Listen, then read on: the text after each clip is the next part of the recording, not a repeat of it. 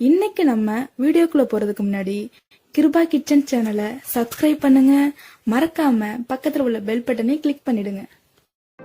எல்லோருக்கும் வணக்கம். இன்னைக்கு நம்ம வீடியோல ஒரு சூப்பரான கருவாட்டு குழம்பு, அதுவும் கிராமத்து ஸ்டைல்ல கருவாட்டு குழம்பு எப்படி செய்யறதுன்னு பார்க்கலாம். இந்த கருவாட்டு குழம்பு செய்யறதுக்கு ஃபர்ஸ்ட் ஒரு பேன் அடுப்புல வச்சிருக்கேன். இப்போ இது நல்லா சூடாயிடுச்சு. இப்போ நம்ம எண்ணெய் சேர்த்துக்கலாம்.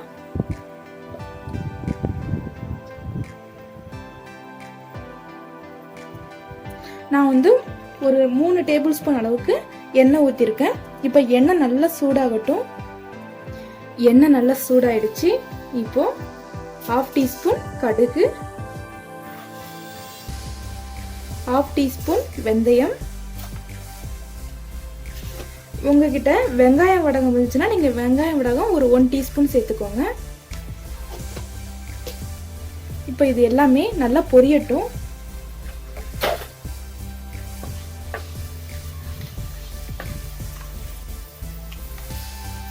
எல்லாமே நல்லா பொரிஞ்சிருச்சு. இப்போ ஒரு 5 பல் பூண்டு தட்டி வச்சிருக்கேன், அதையும் சேர்த்துக்கிறேன். அது கூடவே வெங்காயம், ஒரு 2 பெரிய வெங்காயத்தை மீடியம் சைஸ்ல கட் பண்ணி வச்சிருக்கேன், அதை சேர்த்துக்கிறேன்.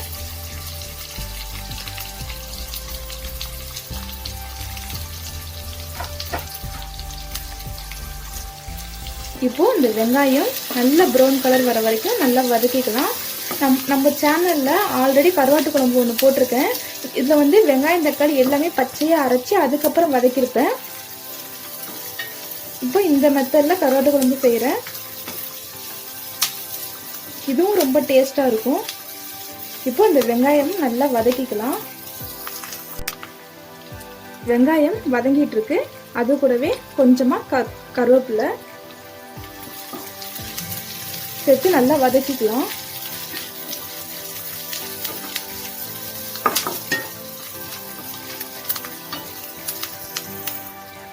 பாருங்க, வெங்காயம் நல்லா வதங்கிருச்சு. அதுக்கப்புறமா 2 மீடியம் சைஸ் தக்காளி எடுத்து கட் பண்ணி வச்சிருக்கேன், அதை சேர்த்துக்கிறேன். இப்போ இந்த தக்காளி சேர்த்து தக்காளியும் நல்லா வதங்கணும். தக்காளி வதங்குறதுக்கு நம்ம கொஞ்சமா உப்பு சேர்த்துக்கலாம்.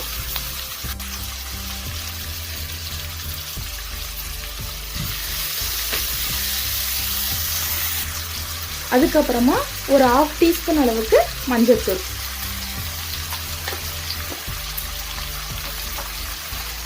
இப்போ இது எல்லாமே சேர்த்து நல்லா வதக்கிக்கலாம். எதுக்காக மஞ்சள் இப்போ சேர்க்குறோன்னா குழம்பு நல்லா கலர்ஃபுல்லாகவும் இருக்கும், நல்லா கொஞ்சம் டேஸ்டாகவும் இருக்கும். இப்போ இந்த தக்காளி நல்லா வதங்கிட்டு பாருங்க, தக்காளி நல்லா வதங்கிருச்சு. இப்போ நம்ம எடுத்து வச்சுக்கிற காய்கறி சேர்த்துக்கலாம். இந்த கருவாட்டு குழம்புக்கு நான் கத்திரிக்காய், முருங்கைக்காய், சவுசவ் இது 3 சேர்த்துருக்கேன். கருவாட்டு குழம்புல சவுசவ் சேர்த்து குழம்பு வச்சு பாருங்க, சவுசவ் சாப்பிட்றதுக்கு ரொம்ப டேஸ்டாக இருக்கும். இப்போ இது நல்லா கலந்து விட்டுக்கலாம். நல்லா கலந்து விட்டாச்சு. இப்போ நம்ம மசாலாத்தூள் சேர்த்துக்கலாம்.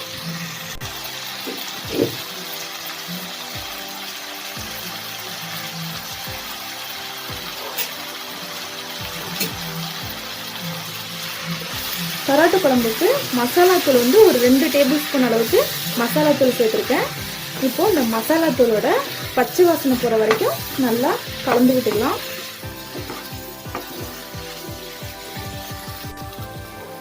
மசாலாத்தூளோட பச்சை வாசனைலாம் போயிடுச்சு. இப்போ நம்ம குழம்புக்கு தேவையான அளவு தண்ணி ஊற்றிக்கலாம். குழம்புக்கு தேவையான அளவு தண்ணி ஊற்றியாச்சு.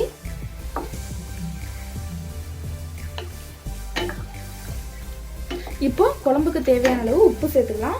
ஆல்ரெடி நம்ம தக்காளி வதக்கும் போது உப்பு சேர்த்துருக்கோம். உப்போட செக் பண்ணிட்டு அதுக்கப்புறம் உப்பு சேர்த்துக்கோங்க. இப்போ இது நல்லா கலந்து விட்டுக்கலாம்.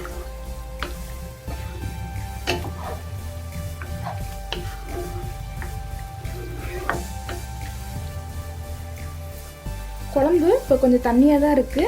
நல்லா கொதிஞ்சதுக்கு அப்புறம் நல்லா கெட்டியாயிரும். நம்ம தேங்காய் பேஸ்ட்டு, புளியெல்லாம் ஆட் பண்ண போறோம். எல்லாமே ஈக்குவல் ஆயிடும். இப்போ இதை மூடி வச்சுக்கலாம். குழம்பு ஒரு 10 நிமிஷம் நல்லா கொதியட்டும். குழம்பு கொதிஞ்சிட்டு இருக்கும் கேப்பில் நான் வந்து 2 டேபிள் ஸ்பூன் அளவுக்கு தேங்காய் எடுத்திருக்கேன்.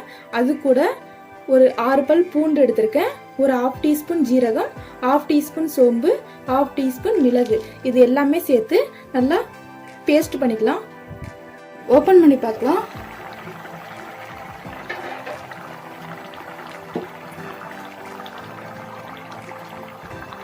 பாருங்க, குழம்பு நல்லா கொதிஞ்சிருச்சு. இப்போ நம்ம புளி தண்ணி சேர்த்துக்கலாம். இந்த கருவாட்டு குழம்புக்கு புளி கொஞ்சம் தூக்கலாக இருந்தால் தாங்க நல்லா இருக்கும். அதனால வந்துட்டு ஒரு எலுமிச்சை சைஸ் அளவு புளி எடுத்து நல்லா கெட்டியாக கரைச்சி வச்சிருக்கேன், அதை சேர்த்துக்கிறேன். புளி தண்ணி சேர்த்து நல்லா கலந்து விட்டாச்சு. இது கூடவே தேங்காய் பேஸ்ட் சேர்த்துக்கலாம். முக்கியமான விஷயம், இந்த கருவாட்டு குழம்புக்கு பூண்டு, மிளகு, ஜீரகம் இது 3 தாங்க ரொம்ப மெயின். அதுதான் கருவாட்டு குழம்புக்கு நல்ல ஒரு டேஸ்ட்டை கொடுக்கும்.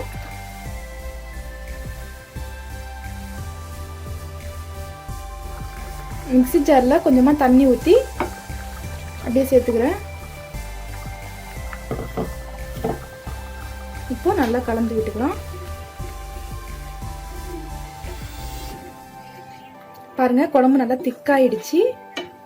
இப்போ இது ஒரு கொதியில் வரட்டும். அதுக்கப்புறம் நம்ம கருவாடு சேர்த்துக்கலாம். இப்போ வாழைக்கருவாடு இன்னைக்கு எடுத்திருக்கேன். வாழைக்கருவாடு ஒரு 4 பீஸ் சேர்த்துக்கிறேன். சேர்த்து இப்போ இது நல்லா கலந்து விட்டுட்டு அடுப்பை மீடியம் ஃப்ளேம்லேயே வச்சுட்டு ஒரு 5 நிமிஷம் கொதிக்க விடலாம். அடுப்பை மீடியம் ஃப்ளேம்லேயே வச்சுக்கோங்க. ஓப்பன் பண்ணி பார்க்கலாம். குழம்பு நல்லா கொதிஞ்சு 4 சைடு எண்ணெய் பிரிஞ்சு வந்துருச்சு.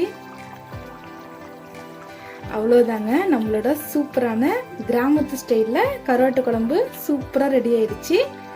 நீங்களும் இது உங்கள் வீட்டில் ட்ரை பண்ணி பாருங்கள். உங்களுக்கும் உங்கள் வீட்டில் உள்ள பெரியவங்களுக்கும் இந்த ரெசிபி பிடிச்சிருந்துச்சுன்னா கிருபா கிச்சன் சேனலை சப்ஸ்கிரைப் பண்ணுங்கள், லைக் பண்ணுங்கள், ஷேர் பண்ணுங்கள், கமெண்ட் பண்ணுங்கள். தேங்க்யூ.